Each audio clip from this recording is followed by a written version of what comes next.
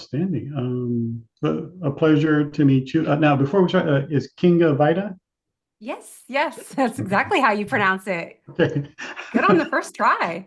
I was, that's one of the things I'm like, okay, I was gonna throw like a little bit of Spanish in there, like, Hungarian. but you're Hungarian. Yeah, I was like, I did my research. I was like, Oh, okay. oh, thank you.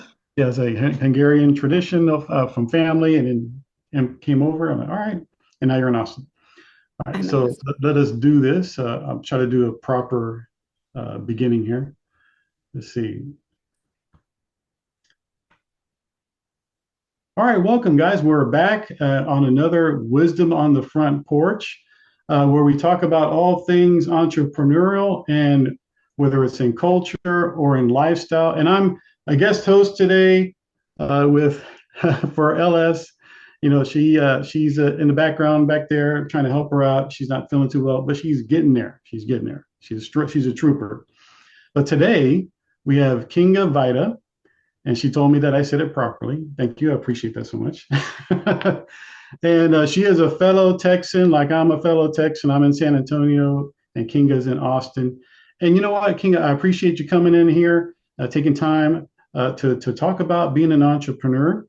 And I know a little bit about your background. I did some research. So I know you like talking about strategy, being strategic in business and stuff like that. But if you can, please tell the audience, how you got into the business, how long you've been doing the business, what got you into entrepreneurship, and wanting to coach and to be involved in people strategically and helping them out in their entrepreneur journey themselves. Yeah.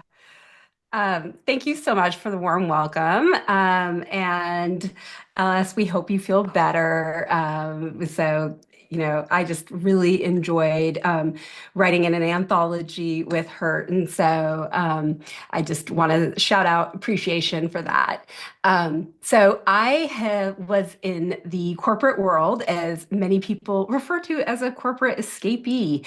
Um, and I've been in technology for a very long time.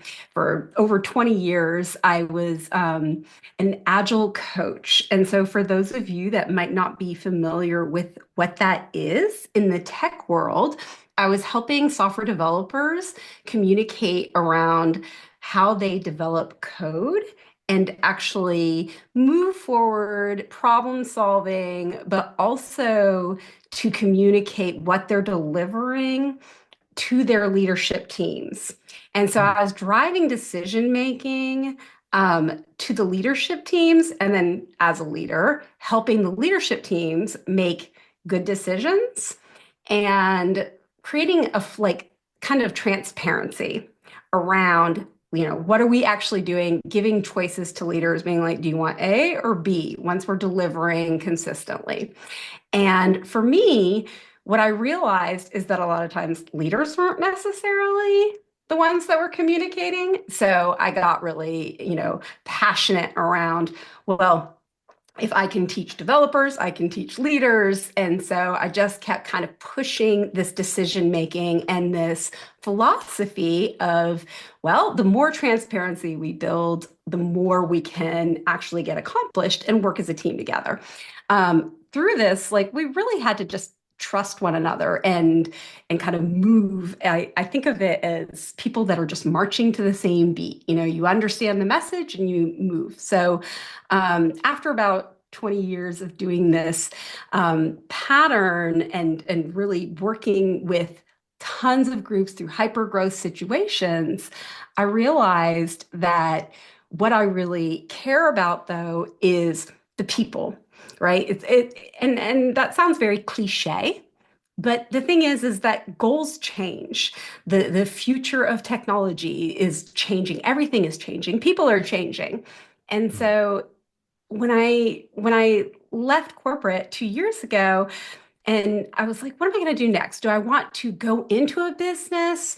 Well, that doesn't necessarily feel great because if you go in as a consultant and then leave, you're not really part of it. Mhm. And I also saw a lot of ineffective leadership. And I see a lot of, unfortunately, I'm paying attention to some of the trends that we're seeing out there where people are suffering from burnout. We have a lot of issues happening in the world. And I was like, you know, if leaders understood this model, that I was able to help companies become successful by embracing not just this mindset shift, but also some just basic practices and structures that involved like some project management as well and all this, then, and if they could really kind of beat this drum throughout their organization and understand and it becomes like more complex. I'm oversimplifying it, but if I can do that, then they can become more successful themselves, and everyone around you can become more successful. And to me, that's kind of the recipe for society, right? Like better, just happiness, like when we can thrive in the way that we want to in general, right? Like when we get to work on the things that we want to work on, we're all doing what we want, like that's just a good recipe. So I realized that more from the educational standpoint, that's my true calling. Like I really cared about giving people the tools and the resources. And I'm obsessed with research. So I just spent a lot of time. I've the past couple, years, because I started this well before I left, was researching. Where are we headed? I'm in the tech space, and where is technology headed? And we have cybersecurity issues. We have AI coming. We have a lot of change in economics and politics and finances. Everything's happening. So here I was thinking there's just so much opportunity for actually need. And so that's where it's kind of a blend of advisory services. It's not necessarily coaching. It's more about Mhm. education and advisory. Mhm. No, that's pretty cool. And I hope the audience got this because I'm like listening to every word you're saying. You're talking about transparency, you're talking about people, you're talking about leadership. You said the word hyper growth. And sometimes, because I was in the military for 22 years, I'm a veteran, but also I'm an entrepreneur. So I'm listening to very, very tonally to what you're saying. But I think some people think they don't think about the future, right? They think about, oh, what can I do now?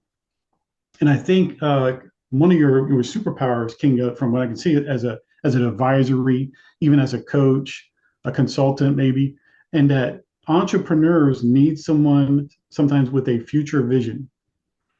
And what I'm seeing from you is that you're a strategic thinker, right? And entrepreneurs need that type of person with them, right? As a coach, as an advisor, because you can have a good idea. I want to make this widget, right? This sounds great right now, but as you're making that widget, can you progress into the future with that widget as it is? And some people need like a Kinga to come in there and like, hey, this is great, but is your widget safe for security purposes? Can they come in and tap it and then all of a sudden take your patent or take your technology or whatever the case may be, replicate it, and now you're stuck like Chuck because you don't have a patent, you didn't do all this stuff. So I get where you're coming from with that.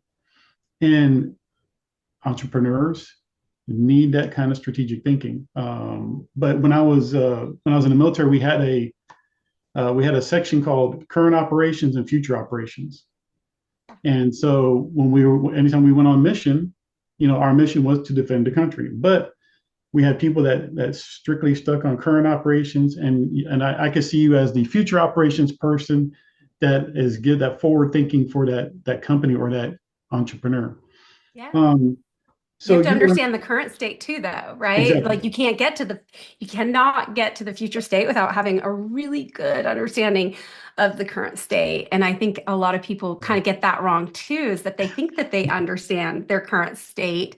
And oftentimes they might not be asking the right questions. So I think a Mm, lot of it has to do with also asking ourselves some of those questions that you just mentioned, right? Like maybe we're not even asking the current, because the current right now is changing so fast. I think it's Hmm. really exciting and Hmm. scary and exciting, right? So, Yeah, and someone like you, I could see having you in that role as an advisor, because you need someone that's excited about it, excited about the future, excited about change. Um, so when you approach entrepreneurs, how would you approach them and say, hey, look, hey Joe, you got this leadership company that's talking to, let's just say, car dealerships, but they're being stagnant. They're not getting new customers to help out, you know, to get new, maybe even new sales agents or whatever coming in. I mean, how would you be able to come in and say, hey, look, let me help you with this? Where would be like one of the places you would start so the audience can know, like, hey, how can Kinga help me? mhm. Yeah. So the scenario I'm trying to understand. So the scenario might be leaders that are trying. The leaders are the salespeople. We're trying to help the sales leaders Yeah, yeah, yeah, yeah. there to train the sales leaders. Hmm. Well, first of all, I think that the old metrics that we used to use, right, Hmm. in general, I always like to just start from scratch.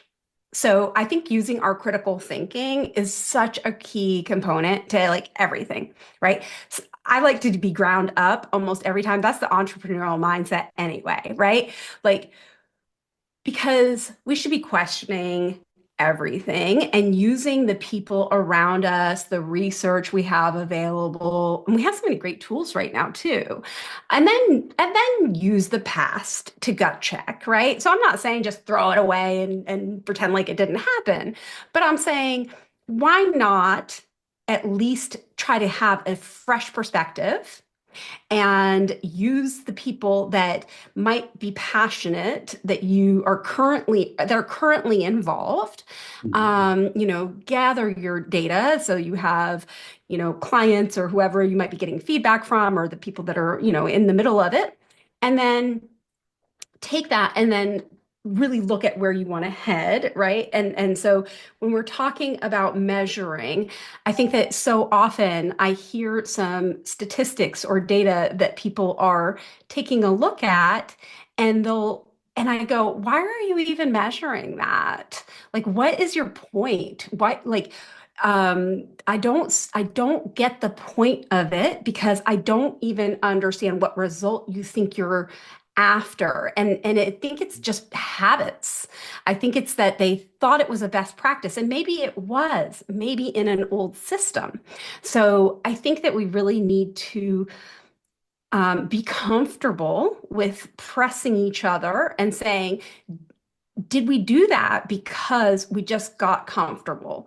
Did we do that, or did it really actually prove something? And if so, what?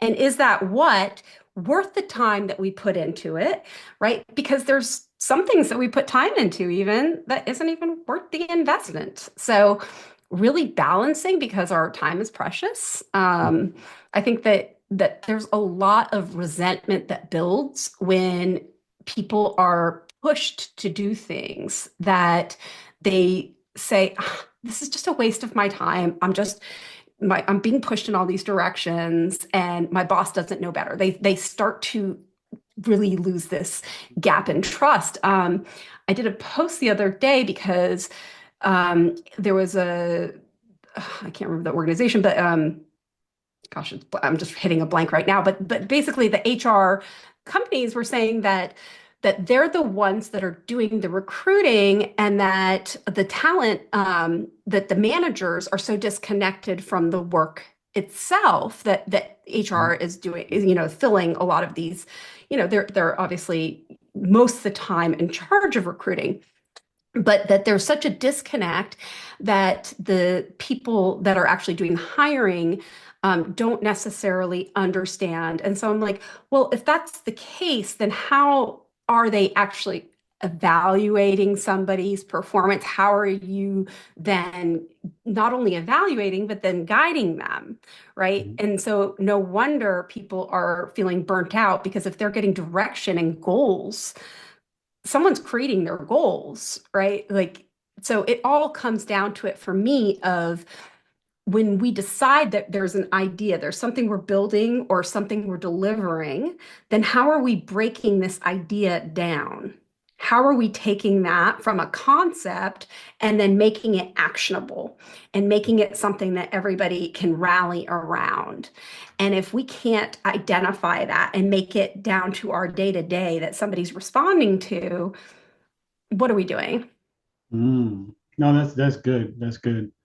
Um, because people need to be kind of, if they're hiring a coach or a consultant or an advisor, you kind of got to be a little bit open to what they're going to suggest, right? And Yeah. again, you would hope so, and not be like was it that television show that is it Gordon Ramsay, and he comes into those restaurants and he comes there to give them advice, and then they don't they don't take his advice, right? Well, I do think that to some degree, people are I think because of the very different teams that I've worked on, some things work for some teams, and I've seen some things work for, it depends on their maturity level. So I Yeah. think that there is some level of meeting people where they're at too, right? So I don't know. I'm kind of okay with developing models and saying, well, it depends on where you are. You get to decide your fate, right? I do believe that there's certain value systems that make this work because I do believe that if you are not invested in being, having a certain level of integrity, that my word means something, that I'm not going to lie to you, right? There are certain things like that if as long as we can learn how to speak about certain things, when I make this commitment, then I will be held accountable to it. And I now learn how to talk about things at the right time so that you understand what's expected and that kind of thing, right? Then we can improve. And as long as we agree to certain things and we know what to talk about when, we have opportunities to make things better. And so to me, I just see so many opportunities to make things better. We have Mhm. lots of opportunities. Yes, we definitely do. No, that's super awesome. And you said earlier, you said something about keeping up with the changes and things of that nature. So, in your advisory role and when you step up to companies, how do you stay on top of like current changes and since things are moving so fast, what are the I guess the strategies that you use that help your clients to stay on Oh top of things? gosh. I know. I I mean it's my passion, right? So I think it's a blend of just being naturally curious and I know that that sounds cliche, but I do believe that we have to let our intuition guide us. I was, I think, being in a project management role my entire career, I had to make sure that everybody was checked in. That was, I would joke with my teams that, hey, I'm not the expert, right? I have the easiest job of all, but I was the interviewer, right? And so I didn't try to do anyone's job. I think that was a very important thing that I did was I was one of the few that made it very clear to everyone that you're a paid expert. You are a paid decision maker. So my job is to make sure that you have a voice at the table. And so I became very trained at this is a goal and I'm going to ask everybody that I can think of.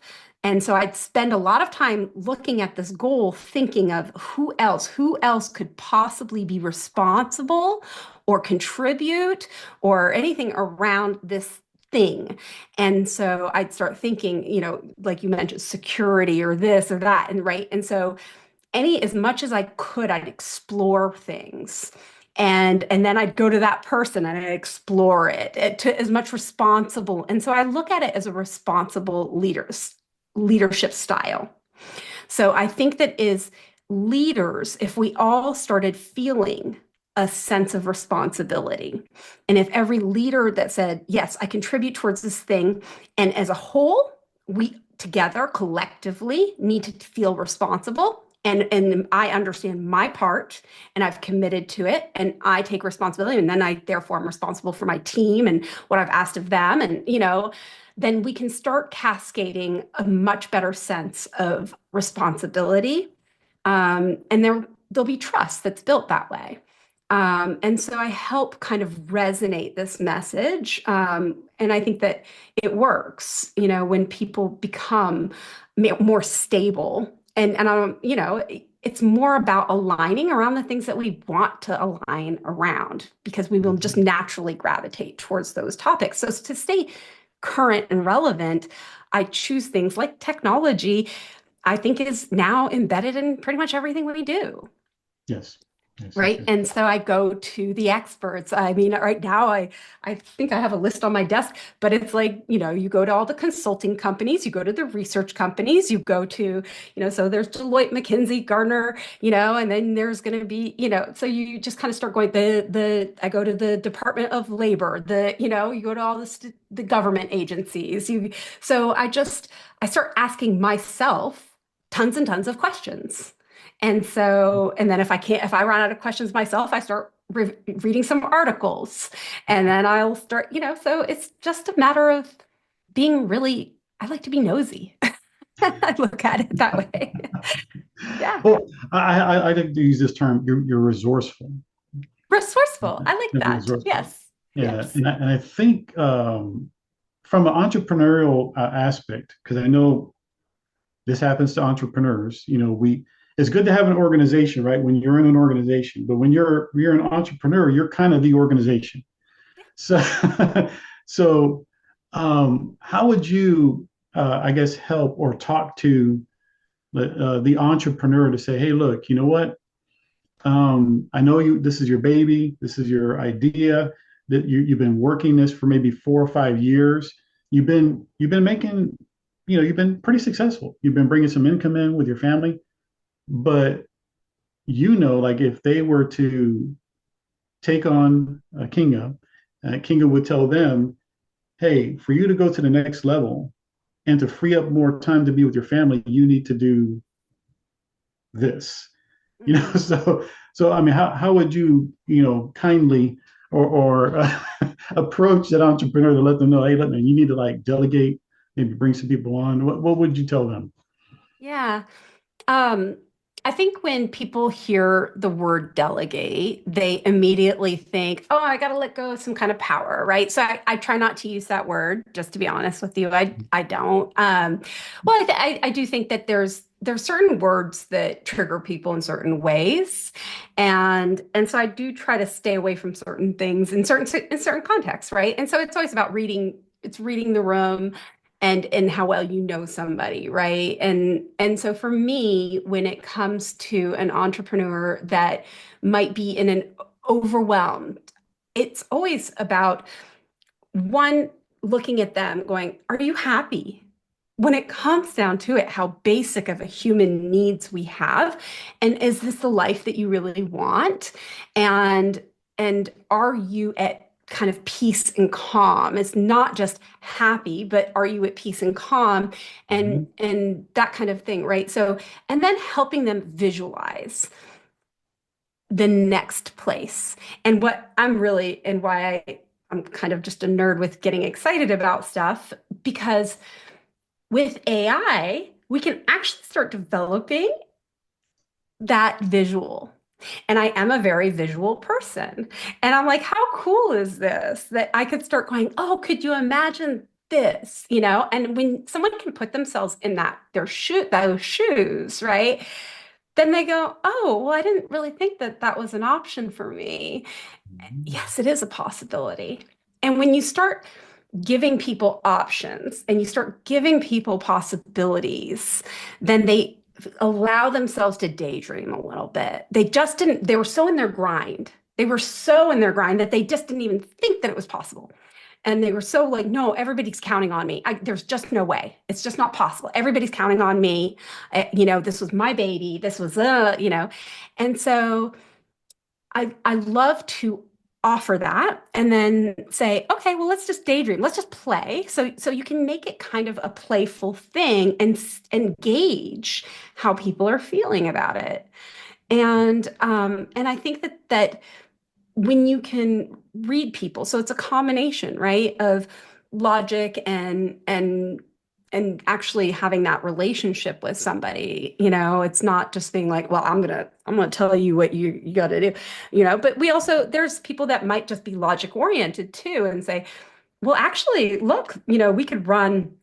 I ran a great prompt that somebody gave me that did some analysis on where things that I enjoy that I'm not good at. And it was like, stop doing that because it's it's a time suck for me right now. And it's like, yeah, you're right. you know, and I probably should not be spending, 6 hours designing a graphic that like, but I enjoy it, And so it's not right now what my current life goal is, but it's fun. So yeah, I think that's kind of a way to look at it. Hmm. There's a question here. It's like, do you ever have conflicting learning styles, like an accountant thought with a creative thought, and how do you blend them into harmony? I do. That's a good Me one. personally, I do. I mean, I am very I took these, personality tests that were required at my work, and I came in these small percentage of people that have the combination of the creative and logic, or the Oh, kind of the it was called insights, and I had this like it was blue. We'd get these color assignments, but I was like blue and yellow, which was very heavy logic and kind of the cheerful, like seeing the positive in things. And typically those, when you're looking at all this data, you're not necessarily optimistic. And I am an eternal optimist. I tell people this. I could be the most depressed I've ever been in my life, and yet I'll still be optimistic because I understand how it works, because mhm. I understand that we always can get up and do something about it. Like for me, I understand, and I understand also rhythm, and I understand that there are neural pathways that we have developed and that we can train those, right? And that when I'm going through something, maybe my pattern is off and I just need to get that pattern back, and that I can help people train their patterns just like any other muscle. And so I actually just believe that this is science, and that science part of me is like, well, it's just a fact. And so for a fact, we can make it better. And when you believe it, you can make it happen, right? And I think that so there's this just absolute logic side of me that is always happy about that. That I'm like, we have the answer. Like, so I firmly believe that. It's just part of my value system. No, that's super awesome. And I think being an entrepreneur, we need to have that options and possibilities mindset. And I think when people go into entrepreneurship, they want to solve problems. They already have that type of attitude, mentality that I want to solve problems. It's just when they come up with a problem that if they're trying to solve a problem and it's not producing what they want to produce, I think that's when they run into the issue like, can I really do this? What's going on here? Um, but before we go Absolutely. on any further, I want to make sure that we give a little shout out to you. If Kinga, if you can let us know, how people can reach out to you, your website, social media, and just a little something after that. as if you can talk to your 18-year-old self and say, when she started out on her journey into the corporate world and everything else like that, college, what will be something like, I guess, one little tidbit that you can give to your younger self? Love that. I love that question. And nobody's asked me that one yet, so I appreciate that. So I am a very active LinkedIn user. So find me on LinkedIn. I am one of the few Kinga Vidas out there. There is another one. But yeah, so Kinga and the name of my business is Execute Your Intentions, which obviously was a very purposeful name. And when I came up with it, I was, sitting there with a friend, and it was like, I was agonizing because I'm like, people just aren't intentional about what they, and it was so much about project. Do I want to do project management? No, and is it goal management? No, it's like, and I was like, people end up doing what they want to do. I knew your behaviors, things like you actually end up always aligning things. We end up driving the results that it's going to happen. What I think the results end up we get what we are actually just driving for in our hearts, right? And so I was like, our intentions do manifest, I think, and so often as leaders.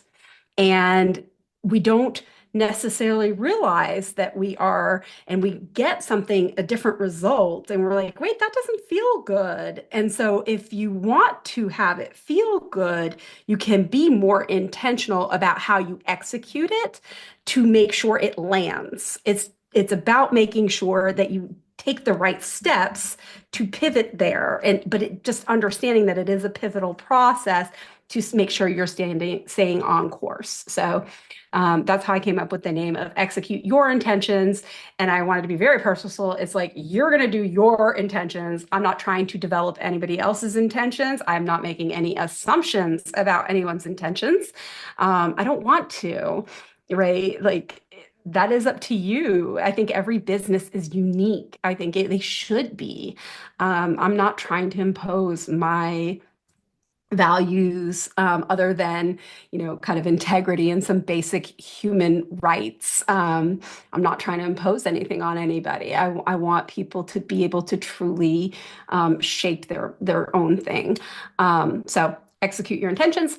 LinkedIn, and other than that, kind of quiet. And so I would say to my 18-year-old self, I I was very misunderstood. Um, I felt very, uh, I was shy to speak up for myself. Not shy. I wouldn't say shy, actually. Let me take that back. I stood up from, I would speak up where I would say, hey, this doesn't make sense. Right. And I would have thought, I was doing the right thing in the room. I would say, we're in a room full of people, and we would say, yeah, we're trying to get this plan together. And then one person would say something completely contradictory to another person. And then everyone's nodding. And I'm like, no, no, this isn't at all why is everybody nodding? Like, these are not the same two things. And Yeah. everyone's pretending like it's okay. And so I would say something out loud, which is but that's not that. And why is everybody nodding? And then everyone would be mad at me, right? Because I was right. And and I wasn't making friends, but I was doing the right thing, and I didn't understand. And that got used against me because I was in the middle of a lot of politics. I never understood. And that had to do, I think, with my background of coming from immigrant parents where I took language very literally. I also never played in sports. I wasn't exposed to that kind of thing. So I just didn't understand being competitive. I didn't understand I just didn't really get anything. I would say I was just really confused. Why were we all contradicting one another? And my heart was in the right place, and I was getting stabbed in the back and betrayed and hurt a lot. And and so I would tell my 18-year-old self, that is toxic. That is toxic. Leave. And I didn't know better. I instead really allowed it to hurt me. Mm-hmm. And I stuck it through because that's what I was taught to do. And I wish that I had had more people nurture me, but they weren't there. They didn't, right? And so um, I think that because I didn't, I endured things that I probably shouldn't have, but yet it still made me the person I am. And I'm okay with that. And now I get to be the one who looks out for others. And I'm happy with that too.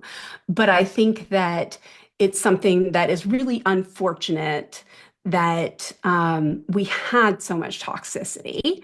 And I think that it was a really heavy price that I paid throughout my life. And I'm going to do everything I can to make sure that no one else has to pay that price. So yeah, I would say don't pay that price Mm-hmm. Mm. for other That is 18. so good. That is so good. That is so good. And I appreciate you, sharing that because that is vulnerable. Um, but it's also good for people to understand that if there's something toxic, and those are good examples because sometimes people have that intuitiveness to see like, hey, these things are not congruent, and it's good to ask questions. Um, and those people reacted to you, and this is on, if I'm wrong, tell me I'm wrong. And those Yep. people reacted because they were scared to say something, and then they reacted to you because you said something, and it triggered something in them, like, oh, why I should have said something. Why am I not brave enough to ask a question? And you were brave enough, but they responded to your questions wrong. And that people now hearing this know that, hey, it's okay to ask questions. Yeah. And if they're responding to you in a negative way, you need to find a better company that will actually answer your questions because you're coming from a heart of trying to understand the Yeah. incongruencies of life, not to be a boat rocker for no reason. Right. Not, yeah. If you know that you're not questioning things because you're trying to be difficult. You're trying to understand. You're trying to meet a goal, Mm-hmm. right? There's nothing wrong with that. Mm-hmm. You're trying to be a team player. There's nothing wrong with that. Mm-hmm. Mm-hmm. Exactly. And you know what? You just triggered a question in my mind. Do you have more time to stay with us? I Yeah. don't know. Okay. Yeah. So let's say you're advising a company, right? And you see this within a company that there's like not an open culture to ask questions. I mean, how would you, I guess, uh, address it if you think that if it's necessary? Yeah, I mean, I asked the question, how would you address something like Yeah. this? Yeah. I think that it's very important for people that I work with to know who I am up front. So know what you're getting. I would, while I was a manager and I'm hiring for my team, I would have them interview with members of my team. And I would tell my team, tell them what kind of boss I am. Warn them, warn them, right? Like, because I don't ever want someone to feel like they got tricked. I don't enjoy getting tricked. And I don't want anyone else to get tricked. So I try to address these kinds of things up front. And that's part of it is that I think that's so important is, hey, I'm going to be honest with you. If I see something, right? But this is part of my um, part of what I'd like to do is to actually educate leaders on how can you identify, how can you self-identify some of these behaviors? So how can I give you tools so that you can spend some time exploring and looking for signs yourself? And then we can talk about things. And then, so because I can't be there for everybody all the time. And I Mhm. want to make impact. I Mhm. want, honestly, a better world. Like, I want a lot of people to be able to be successful. I think that there's so much good that we can do because we can make each other stronger. And so I genuinely believe that. And I think that that's kind of one of the keys to success. And more entrepreneurs that band together and understand this, right, can help one another. And so I don't, I think that there's enough room for us all. Oh, man, that's so good. That's so good. And thank you so much for saying that too. And again, sharing that was very, very, very important. Your share about the vulnerability, asking questions. LS, do you have anything else uh, to add? Let me see. Let's see. There was a question that Ellis had. It says having two thought patterns. Remember, we were talking about the accountant and the heart, the creative. Um, let's see. Having those two thought patterns, does it make it easier to work with different personalities in a company? Because sometimes those personalities conflict in a company, and that's why they don't move forward. Mm. Sorry, I started reading too. Having two person, and then I should have been listening and not reading. Two thought patterns and make it easier to work with different personalities in a company, conflict in a company, and that's why they don't move forward. Having those two thought patterns, let me digest that question. Do I have two different thought patterns? LS, do you want to hop on? Can you? No, she doesn't. Um, Okay, so I'll, so I'm I'll trying do to it. think. I'm so So, sorry. so I love the way you bring your analytical and your creative thoughts together. So as you're working at a company, you see that there are some people who are all analytical and they want things this way. You have some people who are all creative and they want things this way. And the reason the company can't move forward on anything is because these personalities are conflicting so much.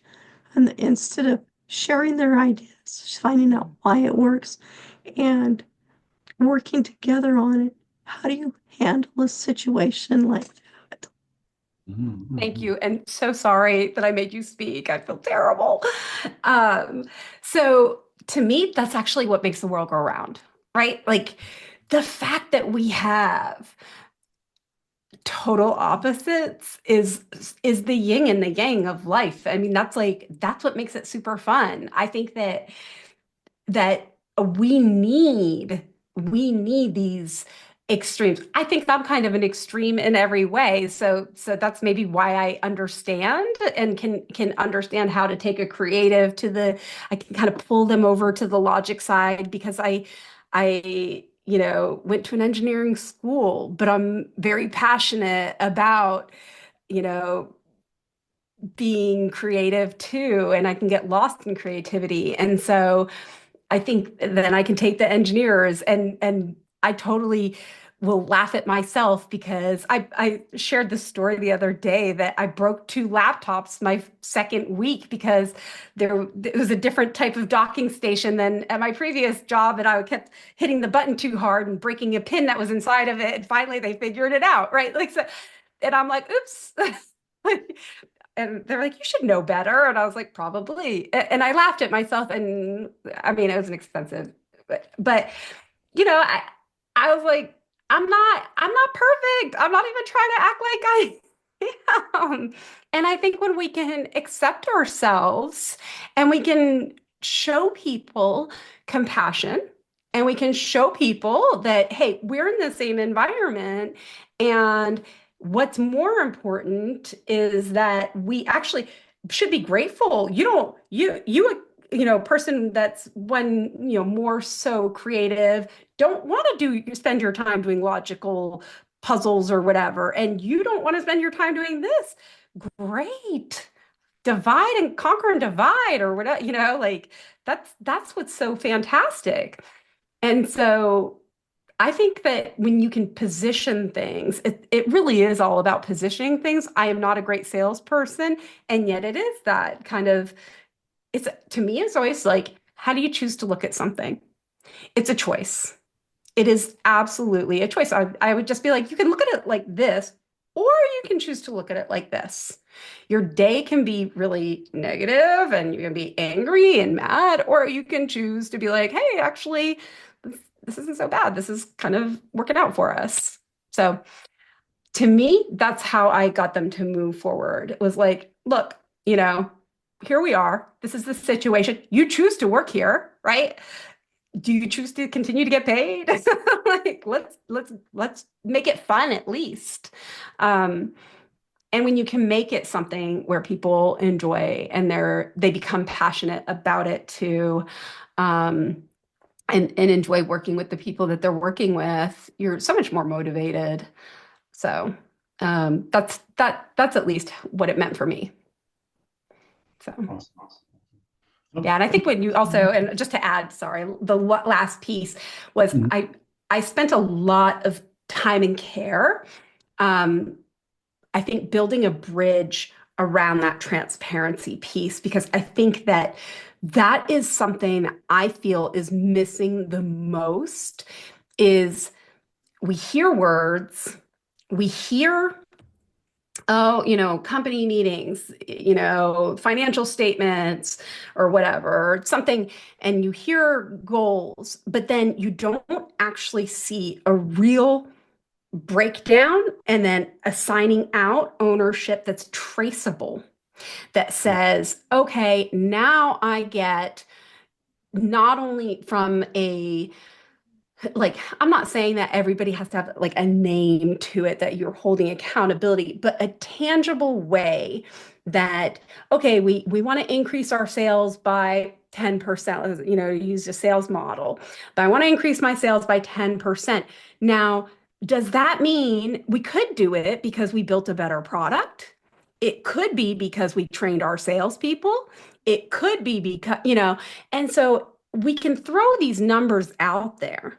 But if we don't have a real conversation around, we call them like levers. If we don't talk about what levers could contribute towards that, which ones do we plan on pulling, which one is expected to get pulled, which ones are we monitoring, which ones are stable, which ones, and we don't have a way. And if there's not a steady system already built, so some of these levers are actually getting pulled behind the scenes, and because nobody's even tracking them and creating instability, then all of a sudden everyone's like, well, yeah, things changed because this person over here totally threw the things off, right? And so we have this instability, and I was building like scorecards, right? Like dashboards, we hear about all that kind of stuff. But when I talk about transparency, it comes to that kind of level where everyone can look at something and we don't hide it, because it's not about showing the numbers that Bob makes, $50,000 and, it's not that. It's about, we're trying to accomplish these things and we understand where we fit. We understand how our work impacts. So it's really understanding your impact and understanding how you can be a little lever puller, right? And that, hey, I matter here, and what I do matters. And I feel that. And so I think that is just really super important. And then maybe, we'll all be more compelled.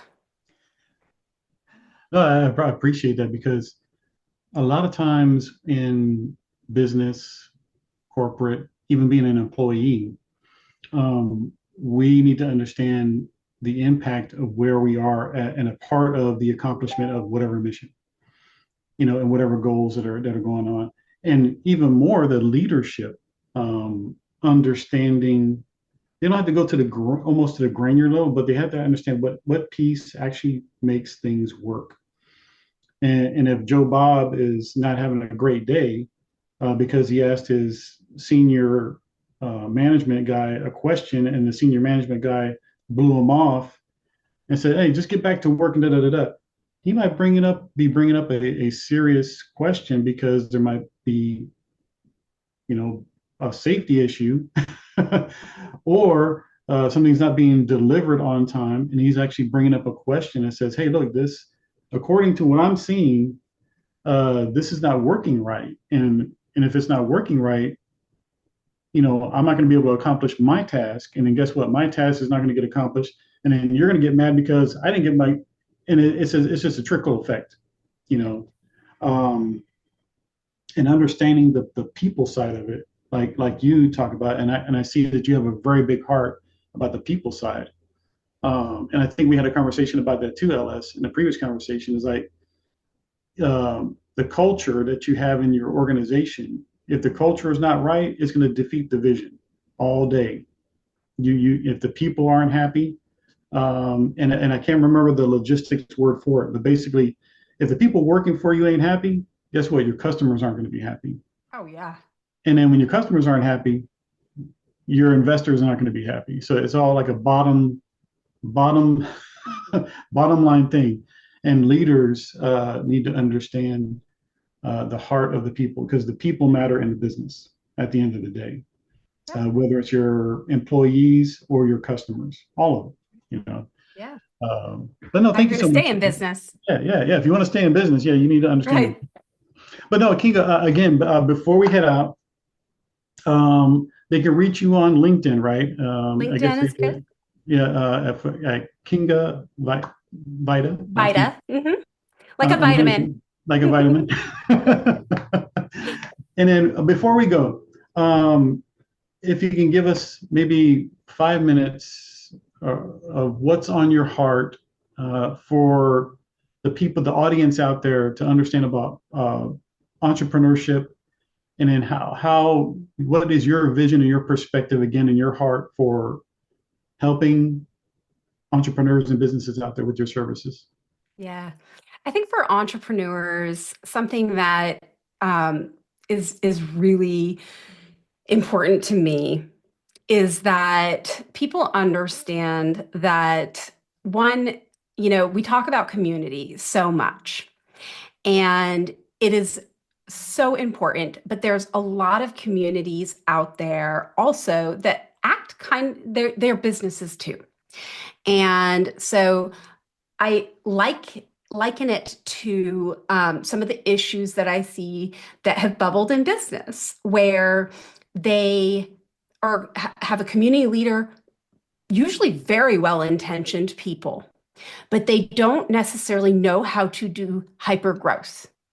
And so they are struggling with this. Hey, I saw a need like for a widget, but I saw a need for a community. And so I had something that kind of worked for me. So I'm going to build it.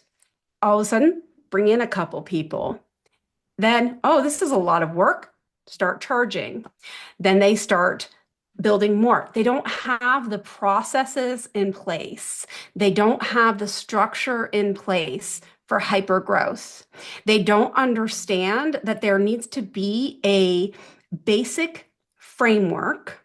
There needs to be a understanding of onboarding processes, of not just a hey, welcome team and whatever, but that like people are going to come in and they're going to experience, people that knew you really well from the original days and feel really close to you, and they're not going to have as close of an access to you, and maybe they joined because now you're famous, or and all these things are kind of happening that I see, that I see a lot of these big community builders that are charging pretty expensive prices. And I see that exploding right now as people are joining entrepreneurship and trying to learn and understand the communities. And so they're getting a false sense of what it takes. And I want to just kind of help people to say, listen, it is a lot of work. It's not just like, all right, we're getting tons of tools, which is exciting, but there's still a lot of deep relationship building that needs to happen. There is still a lot of work that needs to happen. You still need to really be willing to grow and learn.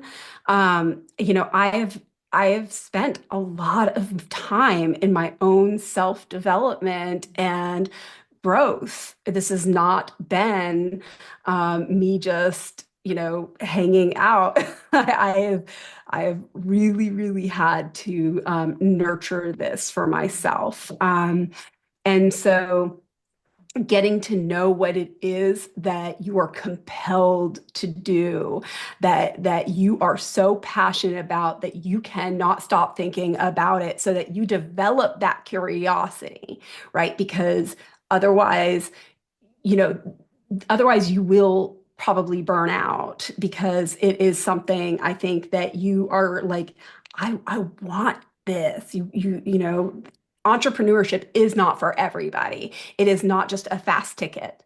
And so finding communities that are for people that are just doing something that they love, and so having that common passion, I think is just a good place to be, so that you're connected over that, and that you feel that connection because it's genuine. So really feeling that is going to be, probably the best advice, and that you don't just listen to any advice. Somebody who is like, no, we're in this kind of together, right? It's that togetherness. So make it real. Mhm. Oh, well, thank you so much. I appreciate you. And man, again, if you want to reach out to Kinga, you can go to her LinkedIn, Kinga Vajda. There's only a couple of them out there, so you can catch her. And then her website is executeyourintentions.com. Is that correct? Yes. I want to make Yes. sure. All Thank you right. so much. Yeah, and thank you so much. And look, reach out to her, ask her questions, and I'd I love would it. say, you know what, if you want to grow in your business, I think Kinga, it would be like top of the list there to get her on board and to think strategically in life. So, uh, hey, she's a fellow Texan. You can't go wrong, right? Everything's better in Texas, right? So, I really enjoyed speaking with you. Thank you so much. You're a wonderful interviewer, as well as Ellis is. yes, Thank thank you you. so much. And thank you guys. And hey, make sure you get on the next episode. Bye. Thank you for joining us today on Wisdom on the Front Porch with your host, Ellis Kirkpatrick. You can find us on our website, wisdomonthefrontporch.com, see previous episodes of the podcast, and view issues of the magazine. Did you know you can submit questions, leave reviews, or suggest topics? You can also tell us where your favorite front porch location is and what it means to you. We hope you gain value and insight from today's or previous talks. We appreciate your support for us so we can continue to provide value and expertise to you and others. Subscribe to Wisdom on the Front Porch magazine and join in next week when we bring you another great insight into the world of entrepreneur culture and lifestyle. Make today a great day. Always believe that something wonderful is going to happen.